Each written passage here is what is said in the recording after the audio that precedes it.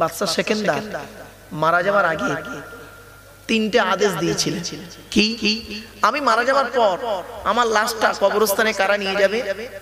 তা বলছে কবরস্থানে কেন, মন্ত্রীরা সব নিয়ে যাবে। উনি বললেন না, আমার লাশটা কবরস্থানে নিয়ে যাবে ডাক্তাররা। কারা? ডাক্তাররা, যারা আমার চিকিৎসা করেছে তারা। 2 নাম্বার, আমি মারা যাওয়ার পর আমার কবরের পাশে কিছুদিন আমার উপার্জিত সম্পদগুলো রেখে দেবে। 3 নাম্বার, আমি মারা যাওয়ার পর আমার হাত দুটো কাফনের বাইরে করে দেবে। আমরা কি করি? কাফনের ভিতরে দিই তো বাপেরা, ভিতরে বাইরে। তা বলছে কেন, একটু খুলে বলুন। ও যে 1 নাম্বার হলো মানুষের ধারণা হয় ডাক্তাররা জীবন নেয়, জীবন দেয়, জীবন নেয়, কিন্তু না। আল্লাযী খালাকাল মাউতা ওয়াল হায়াতা লিয়াবলুয়াকুম আইয়ুকুম আহসানু আমালা। আল্লাহ পাক জীবন দেন, জীবন নেন।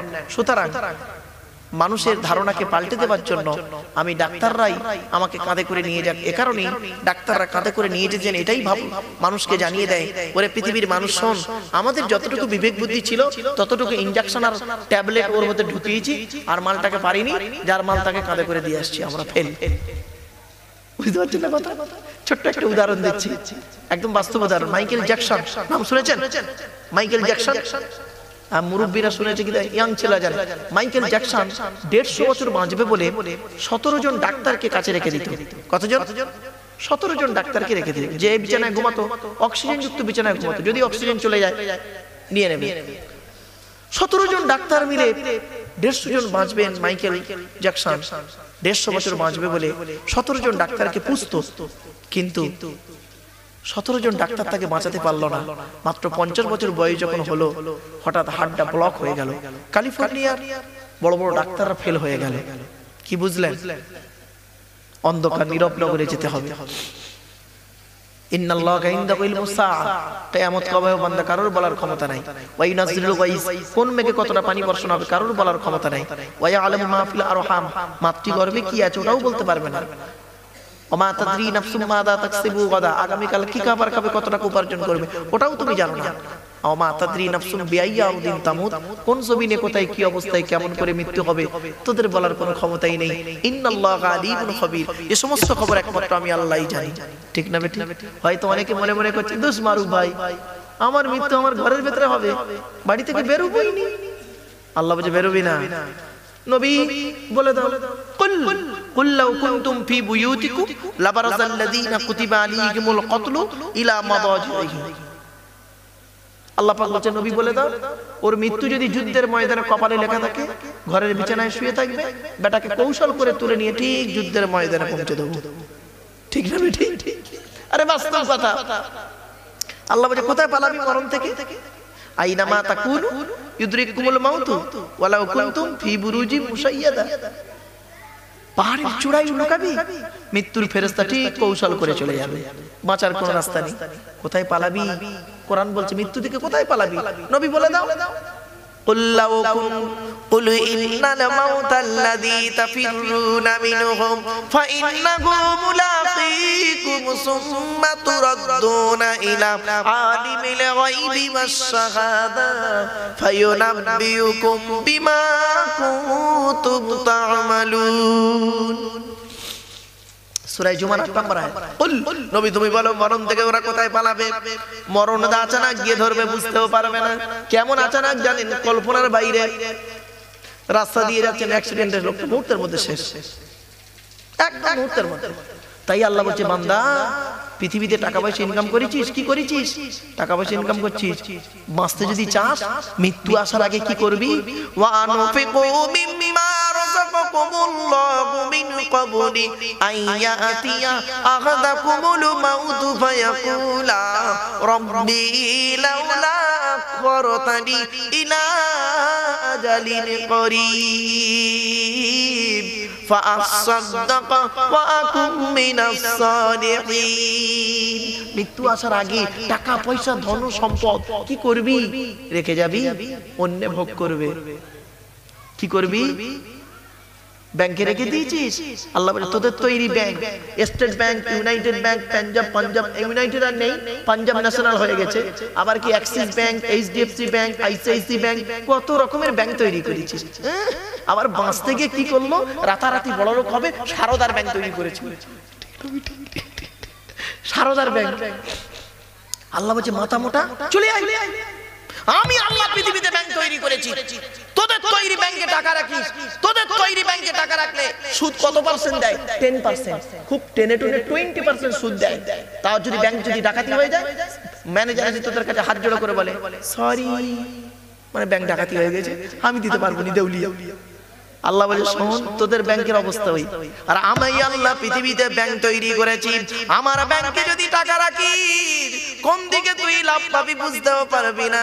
ও তো 20%, 10% সুদ দেয়, আর আমি আল্লাহ আমার ব্যাংকে টাকা রাখলি ডবল সুদ তোকে দেবো। 100 টাকা রাখলে 200 টাকা তোকে দেবো। জোরে বলুন আল্লাহ বলে আমার তৈরি ব্যাংকের নাম শোন, আমার তৈরি ব্যাংকের নাম হলো যাকাতের ব্যাংক, আমার তৈরি ব্যাংকের নাম হলো ফিতরার ব্যাংক, আমার তৈরি ব্যাংকের নাম হলো গরিবের দান করা ব্যাংক, আমার তৈরি ব্যাংকের নাম হলো আমার নবীর ঘরের সন্তান এতিম বাচ্চাদেরকে দান করার ব্যাংক।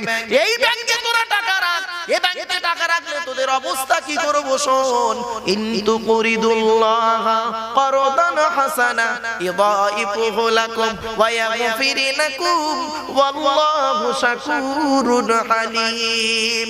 সূরা তাকাবুরের 17 নম্বর আয়াতে আল্লাহ পাক বললেন, অতিরিক্ত যদি দান খয়রাত করিস আমি আল্লাহ কি করব? ইদাইফু লাকুম, দান করার কারণে তোর মালটাকে ডবল করে দেবো। তুই 1 টাকা দান করলে তোর 2 টাকা করে দেবো। তুই বুঝতেই পারবি না, মনে রাখবি বান্দা শোন, তুই 1 টাকা দান করলি, 100 টাকা থেকে 10 টাকা দান করলি, তোর 90 টাকা আছে, মনে করলি মালটা কমে গেল, না না না, 90 দুগুণে 180 টাকা করে দেবো। তুই ভাবতেও পারবি না কিভাবে টাকাটা দেবো।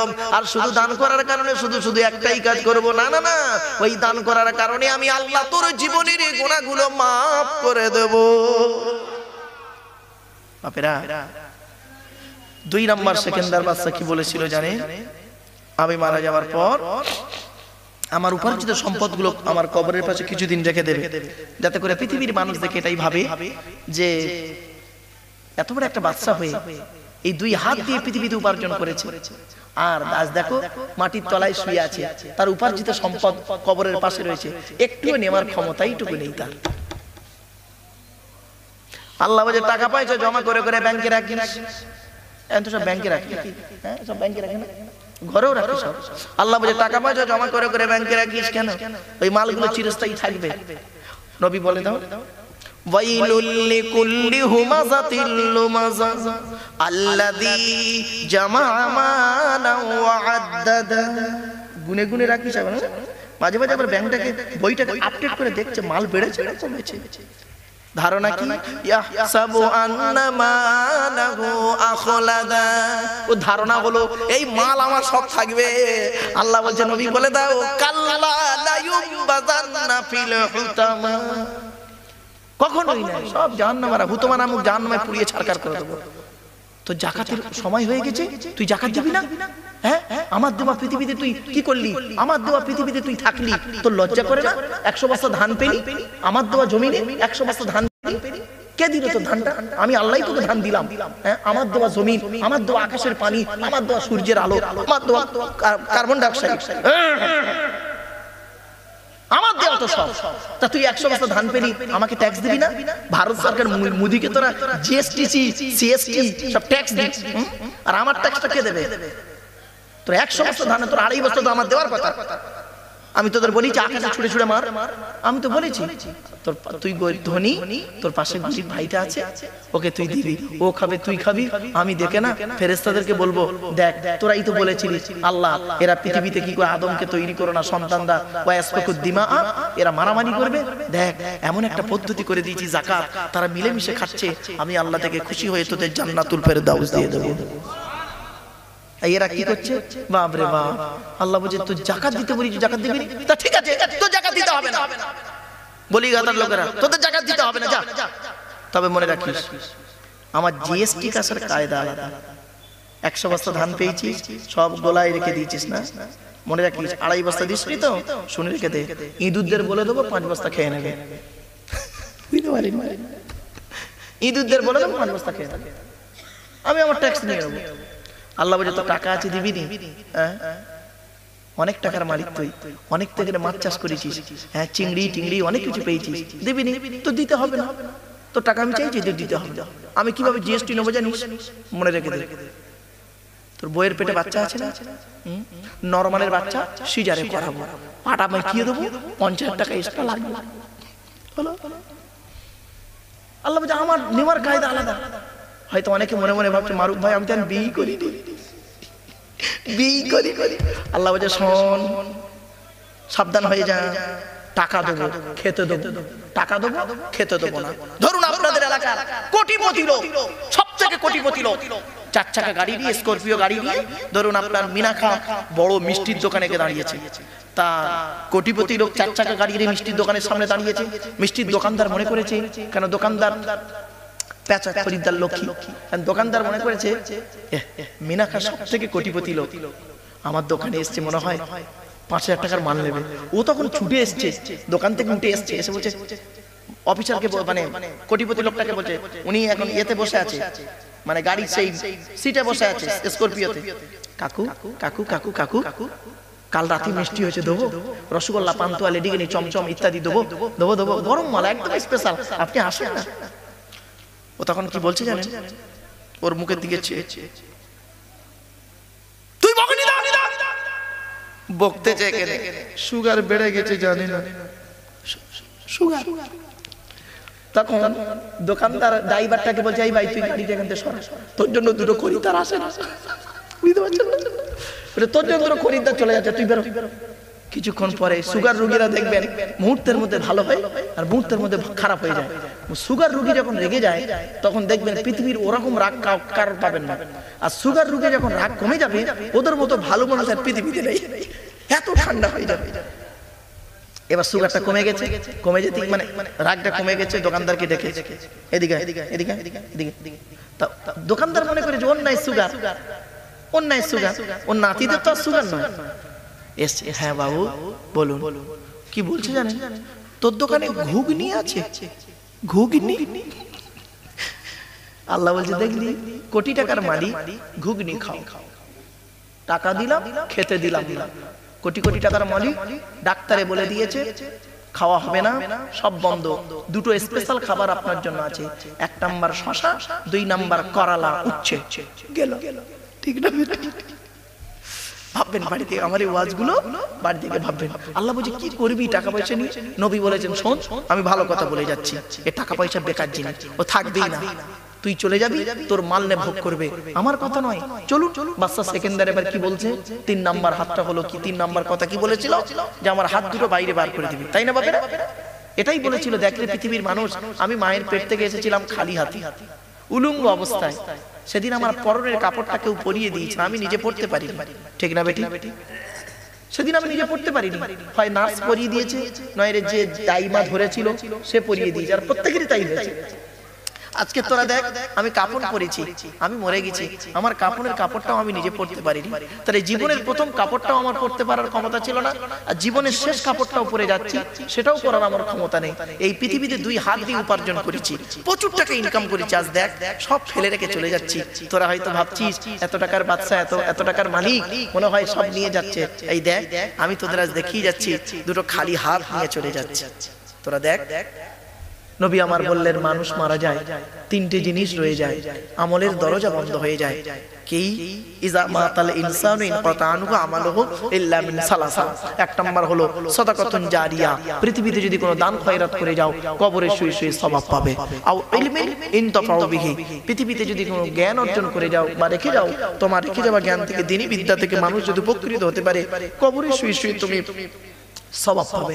3 নাম্বার হলো আওয়ালাদিন সালিহিন ইয়াদউ লাহু, পৃথিবীতে যদি কোনো নেক সন্তান জন্ম দিয়ে যাও, ওই নেক সন্তান যদি তোমার জন্য দোয়া চায়, কবরে শুয়ে শুয়ে সওয়াব পাবে। জোরে বলুন সুবহানাল্লাহ। এবার আপনি চিন্তা করুন 3 নাম্বারের 3টে জিনিসের মধ্যে কোনটা আপনার মধ্যে আছে, যেটা নেই সেটা পূরণ করার চেষ্টা করুন। এক নাম্বার সাদাকাতুন জারিয়া। আল্লাহ বলছেন পৃথিবীতে তুই যদি দান খয়রাত করিস উপকারটা কি হবে আমি বলে দিচ্ছি।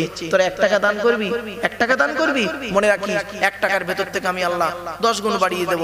মাসালুল লাযিনা ইউনফিকুনা আমওয়ালাহুম ফি সাবিলিল্লাহি কামাসালি হাববাতিন আম্বাতাত সাবআ সানাবিলা ফি কুল্লি সুনবুলাতিন মিয়াতু হাব্বা ওয়াল্লাহু ইযাইফু লিমান ইয়াশা ওয়াল্লাহু ওয়াসিউন আলীম। 3 নম্বর পারা 3 নম্বর পৃষ্ঠা 8 নম্বর লাইন সূরার নাম সূরা বাকারা আল কোরআন। আল্লাহ বলে বান্দা শুন, তুই যদি দান করিয়েছি একটা শীষ থেকে একটা দানা থেকে একটা শীষ বের করি, একটা শীষ থেকে 7টা ফ্যাকড়া বের করলাম, এক একটা ফ্যাকড়ায় কতগুলো দানা দিলাম একবার ভেবে দেখিস। আমি আল্লাহ ইচ্ছা করলে ডবল দানা দিতে পারি, জোরে বলুন। তাই বাপেরা অনেক টাকার মালিক আপনারা বসে আছেন এখানে, আপনাদের জন্য কিছু চাইনি। বাপ চলে গেছে, মা চলে গেছে, ভাই চলে গেছে, বোন চলে গেছে, দাদা দাদি নানা নানি চলে গেছে, তাদের রুহে মাগফিরাতের জন্য আপনি কি করেছেন? আল্লাহ পাক কোরআনে বলছেন ইয়া আইয়ুহাল্লাযীনা আমানু তাকুল্লাহা ওয়াল তানজুরু নাফসুম মা قدمت لغد واتقوا الله إن الله خبير بما تعملون। 28 নম্বর পারায় সূরা হাশর। আগামীকাল বান্দা কিছু পুঁজি উপার্জন করে যায়, একবার পরকালে আগামীকালের চিন্তা একটু কর। তাই বাপেদেরকে অনুরোধ করে বলে যাচ্ছি, এই মাদ্রাসা খুব কষ্ট করে আমার ভাই ইউনুস সাহেব, মুফতি ইউনুস সাহেব বড় কষ্ট করে এই মাদ্রাসা তৈরি করেছে। বাপেরা গরিব এতিম বাচ্চারা এখানে থাকে, পড়াশোনা করে। শুনে রেখে দিন, আপনি যদি কোনো এতিম বাচ্চাকে খাবার খাওয়ান, আপনি যদি কোনো এতিমকে পানি পান করান, রাসূল বলেছেন মান আওয়া ইয়াতীমান ইলা তাআমিহি ওয়া শারাবিহি আও জাবাল্লাহু লাহুল জান্নাহ। কোন ব্যক্তি যদি কোনো এতিমকে আশ্রয় দেয়, কোন ব্যক্তি যদি কোনো এতিমকে পানি পান করায়, কোন ব্যক্তি যদি কোনো এতিমকে খাবার খাওয়ায়, আও জাবাল্লাহু লাহুল জান্নাহ, ওই ব্যক্তির জন্য জান্নাত ওয়াজিব হয়ে যায়। একবার দরুদ শরীফ আল্লাহুম্মা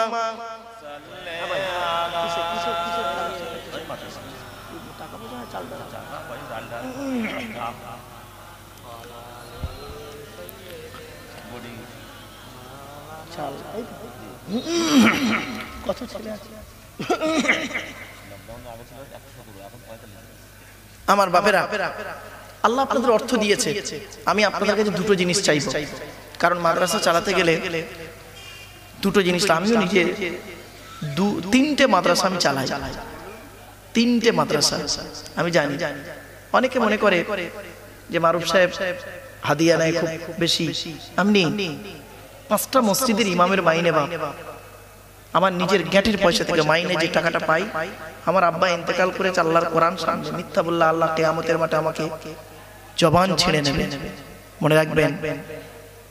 আমি খুব কষ্ট করি এই জায়গায় এসেছি, আল্লাহ পাক এনেছে। আর এইভাবে আমি নিজে ইমামতি করতাম, ইমামতির যে কি কষ্ট আজ আপনাদের বলে যাচ্ছি। মসজিদের ইমামদের মাইনে একটু বেশি করে দেবেন। যে মসজিদে ইমামের মাইনে কম, সেই মসজিদের মুসল্লিদের নামাজ আল্লাহর দরবারে কবুল হওয়া খুব মুশকিল আছে। যদি বলেন ফতোয়া, ফতোয়া বাবা তুমি তোমার বইয়ের আঁচলের তলায় গিয়ে মারবে, প্র্যাকটিক্যাল করে ফতোয়াটা দাও, তখন তোমার ফতোয়া বন্ধ হয়ে যাবে। আমি নিজে 19 বছর ইমামতি করেছি বাপ, এমন একটা জায়গায় ইমামতি করেছি, সেই জায়গাটার নাম শুনলে আপনি অবাক হয়ে যাবেন। হ্যাঁ, ওই জায়গায় এরকম কষ্ট ইমামতি, নামটা আর বলছি না, ভাই জানে 400 টাকা মাইনে বা কি কষ্টের দিন যে আমার গেছে, একমাত্র আল্লাহ ছাড়া কেউ জানে না। তো বাপেরা, অনুরোধ করে আপনাদের বলে যাচ্ছি, ইমামের মাইনেটা আপনারা একটু বেশি করে দেবেন, মনে রাখবেন।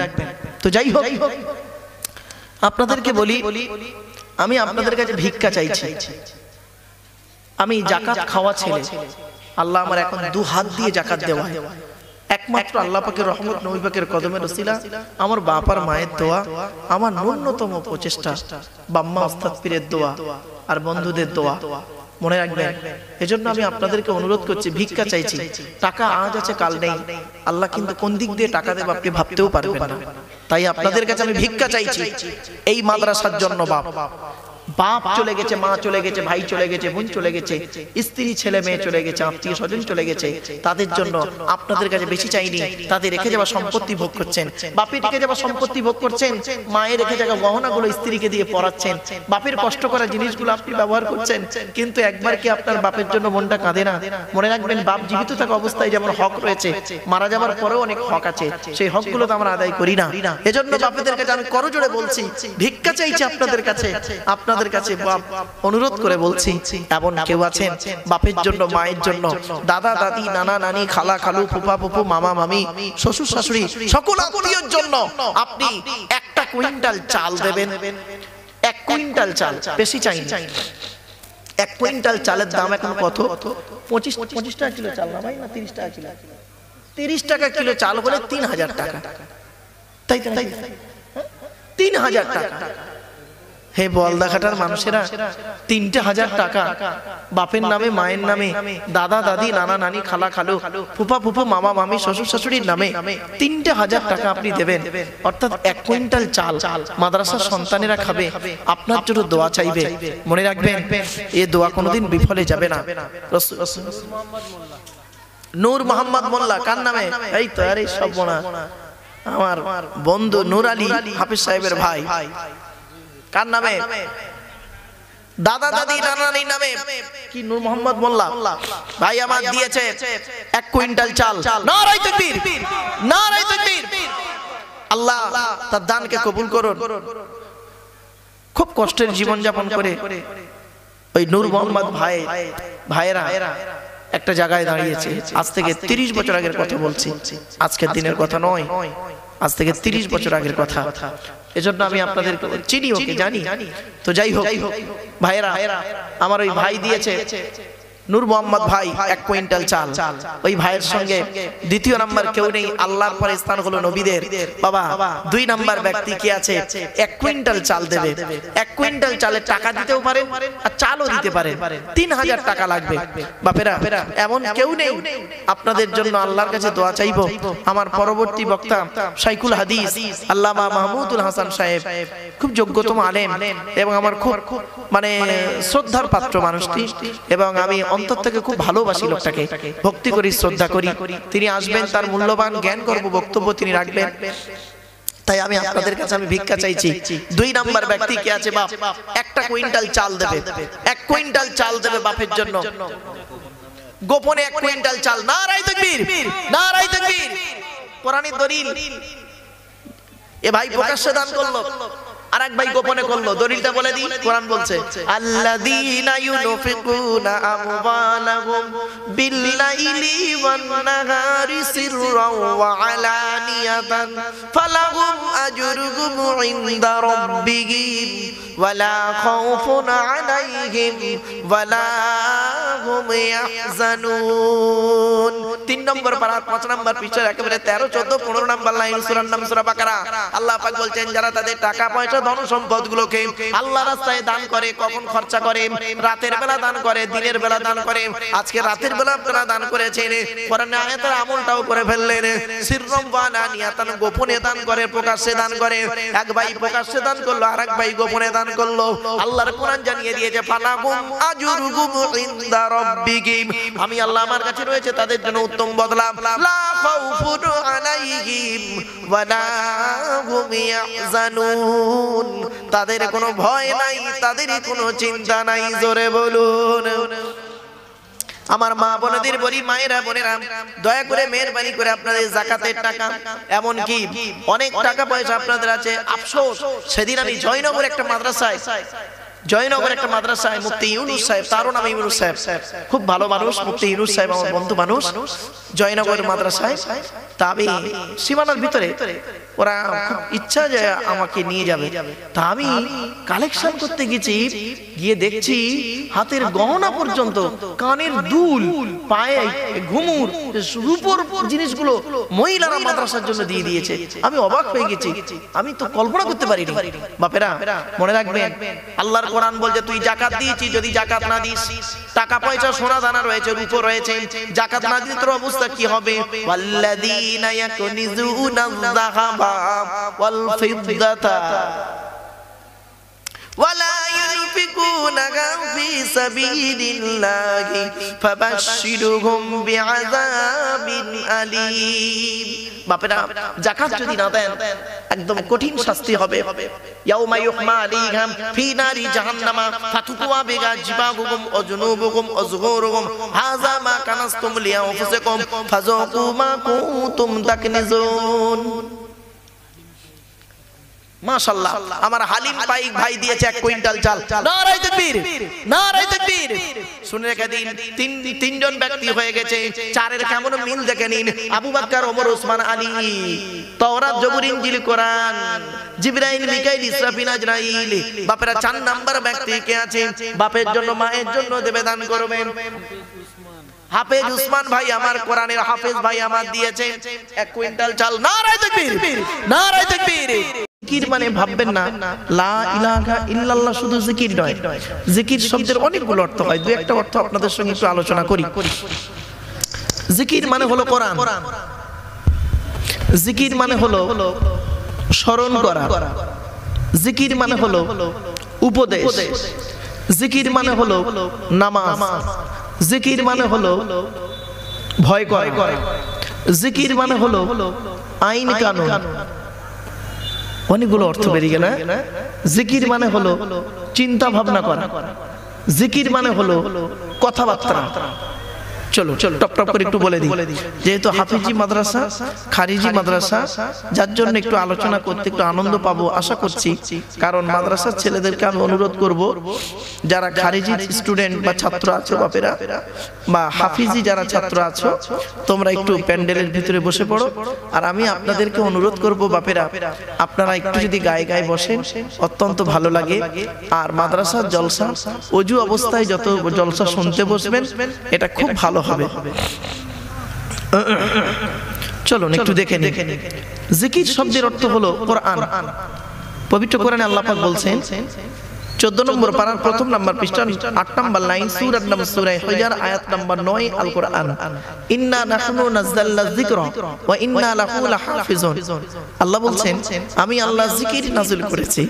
এখানে জিকির মানে কোরআন নাযিল করেছি। ওয়া ইন্না লাহু লাহাফিজুন, আর ওই জিকিরকে হেফাজত করার মালিক হলাম আমি আল্লাহ। অর্থাৎ ওই কোরআনকে হেফাজত করার মালিক হলাম আমি আল্লাহ। জোরে বলুন সুবহানাল্লাহ। জিকির মানে হলো উপদেশ। পবিত্র কোরআনের 26 নম্বর পারার 19 নম্বর পৃষ্ঠা একেবারে 12 নম্বর লাইন, সূরা নাম সূরা কাফের 45 নম্বর আয়াত। আল্লাহ পাক বলছেন ফাযাক্কির, নবী তুমি মানুষদেরকে উপদেশ দান করো। কিসের মাধ্যমে উপদেশ দেবে? বিল কোরআন, কোরআনের মাধ্যমে মানুষকে উপদেশ দান করো। তাহলে এখানে জিকির মানে লা ইলাহা ইল্লাল্লাহ নয়, বা এখানে জিকির মানে হচ্ছে উপদেশ। আর একটু এগিয়ে যাই। জিকির মানে হলো স্মরণ করা, মনে করা। আল্লাহ পাক বলছেন 2 নম্বর পারা 2 নম্বর পৃষ্ঠার 11 নম্বর লাইন, সূরা নাম সূরা বাকারার 152 নম্বর আয়াত। আল্লাহ পাক বললেন ফাজকুরুনি আযকুরুকুম, বান্দা তুমি আমাকে স্মরণ করো আমিও তোমাকে স্মরণ করব। এখানে জিকির মানে হলো স্মরণ করা। আবার জিকির মানে হলো নামাজ। আল্লাহ পাক বলছেন 28 নম্বর পারার 13 নম্বর পৃষ্ঠার একেবারে 7 নম্বর লাইন, সূরা নাম সূরা জুমার 9 নম্বর আয়াত। আল্লাহ পাক বলছেন ইয়া আইয়ুহাল্লাযীনা আমানু ইযা নুদিয়া লিস-সালাতি মিন ইয়াউমিল জুমুআতি ফাসআউ ইলা যিকরিল্লাহ আই ইলা সালাত। এখানে জিকির মানে হচ্ছে নামাজ। যখন জুমার আজান দেওয়া হবে, আজান শুনবে তুমি, যখন জুমার আজান তোমার কানে পৌঁছে যাবে, ফাসআউ ইলা যিকরিল্লাহ ওয়াজারুল বাইয়া, বেচাকেনাকে ত্যাগ করে দিয়ে তুমি চলে এসো, নামাজের দিকে ছুটে চলে এসো। এখানে জিকির মানে কিন্তু লা ইলাহা ইল্লাল্লাহ নয় বাপেরা, এখানে জিকির মানে হলো নামাজ। আর একটু এগিয়ে যাই। আবার জিকিরের আরেকটা অর্থ হলো জিকির মানে ভয় করা।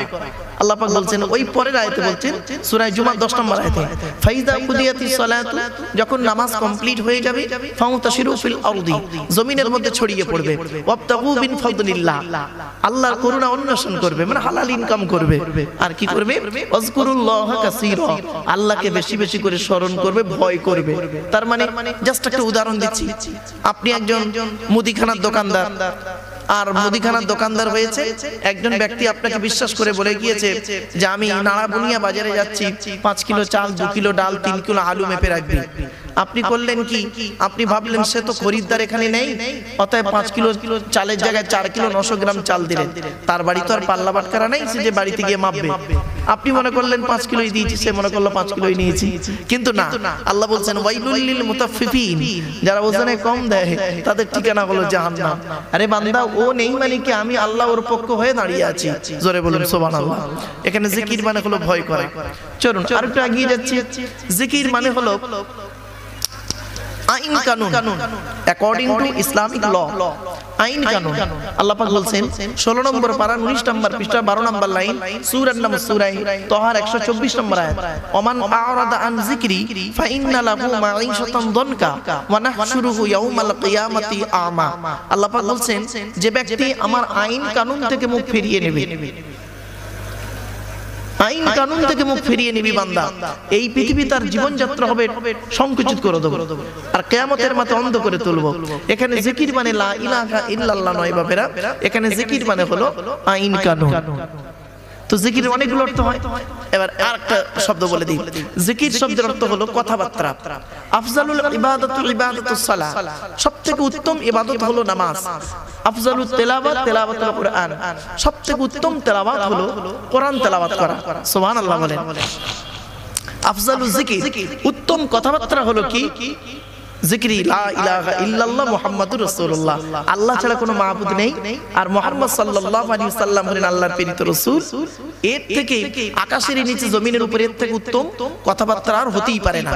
এখানে একটা কথা বলে নি, মাদ্রাসার ছেলেরা যারা আছো বিশেষ করে বাপের একটু খেয়াল করো, খারিজি ছেলে তোমরা, কারণ বর্তমানে খারিজি মাদ্রাসার ছেলেদের বুনিয়াদটা খুব ভালো হয়, বুনিয়াদটা খুব ভালো হয়। সেজন্য বলছি কালেমায়ে তৈয়্যিবা আমরা বলি, কালেমা মানে যদি একটা শব্দ হয় তাহলে লা ইলাহা ইল্লাল্লাহ মুহাম্মাদুর রাসূলুল্লাহ তো একটা শব্দ নয়, অনেকগুলো শব্দ আছে। ও তো জুমলায়ে তৈয়্যিবা বলা উচিত, কিন্তু আমরা কালেমায়ে তৈয়্যিবা বলি কেন? মাদ্রাসার ছেলেরা তোমরা কোচি এই প্রশ্নের উত্তরগুলো খুঁজে বের করো, আর যত তুমি খুঁজতে যাবে ততই তোমার ব্রেনটা আরো খুলবে, পড়াশোনার জন্য তুমি আরো উদ্বুদ্ধ হবে। চলো চলো। তো আমার বাপেরা কালেমায়ে তৈয়্যিবা পড়তে গিয়ে আমরা একটা ভুল করি। কি ভুল? একটু শুনে নেন। লা ইলাহা ইল্লাল্লাহর জায়গায় তাড়াহুড়ো করে আমরা কি বলি? লা ইলাহা ইল্লাল্লাহ, লা ইলাহা ইল্লাল্লাহ, লা ইলাহা ইল্লাল্লাহ, লা ইলাহা ইল্লাল্লাহ। না, লা ইলাহা ইল্লাল্লাহ মানে হচ্ছে no god without Allah and Muhammad prophet of Allah, peace be upon him. লা ইলাহা ইল্লাল্লাহ মানে হচ্ছে আল্লাহ ছাড়া কোনো মাবুদ নেই। আর আপনি তাড়াহুড়ো করে যদি বলেন লা ইলাহা ইল্লাল্লাহ, লামটা তখন তাকিদের মানে হবে, মানে দাঁড়াবে কি শুনবেন? অবশ্যই আল্লাহ ছাড়া মাবুদ আছে, নাউজুবিল্লাহ বলে। তাড়াতাড়ি করে ভুল করার থেকে দেরিতে ঠিক করাটা ভালো, ঠিক না বে? ঠিক বাপেরা? চলো চলো। তো আপনারা কালেমায়ে তৈয়্যিবা যখন পড়বেন লা ইলাহা ইল্লাল্লাহ বলবেন না, অন্তত ধীরে একটু বলবেন লা ইলাহা ইল্লাল্লাহ মুহাম্মাদুন বাশারুন। কি বললাম বাপেরা? মুহাম্মাদুন, জোরে বলুন। বাশার, বাশার শব্দের অর্থ হলো মানুষ। তো মুহাম্মাদুন বাশারুন এর অর্থ কি দাঁড়ালো? মুহাম্মদ সাল্লাল্লাহু আলাইহি ওয়াসাল্লাম হলেন একজন মানুষ, নবী মানুষ ছিলেন, জিন ভূত ফেরেশতা কিচ্ছু ছিলেন না, নবী মানুষ ছিলেন। তবে হ্যাঁ, লাইসা কাল বাশারি, আমার আপনার মতো কোয়ালিটি কোয়ান্টিটির মানুষ তিনি ছিলেন না। আমাদের চাল চলন, কথাবার্তা, ওঠা বসা, ভদ্রতা, নম্রতা, চরিত্র, দানশীলতা, বদান্যতা, সহনশীলতা, নবীর দৈহিক গঠন আর নবীর চাল চলন, কথাবার্তা, ওঠা বসা, দৈহিক গঠন বিটুইন ফার ডিফারেন্স, অনেক পার্থক্য। দুই একটা বললেই আপনারা বুঝতে পারবেন। ইসলামে অনেক জিনিস আছে নবীর জন্য হালাল, আমাদের জন্য হারাম। ইসলামে অনেক জিনিস আছে নবীর জন্য আনলিমিট, যত খুশি তত, আমাদের জন্য লিমিট। ইসলামে অনেক জিনিস আছে নবীর স্ত্রীরা আমাদের স্ত্রীদের মতো নয়। ইসলামে অনেক জিনিস আছে নবীর স্ত্রীদের উপরে ইসলামের আইন কানুন একটু আলাদা, আর আমাদের স্ত্রীদের উপরে ইসলামের আইন কানুন একটু আলাদা। দু একটা বলে নিই, টপ টপ করে শুনে নিন।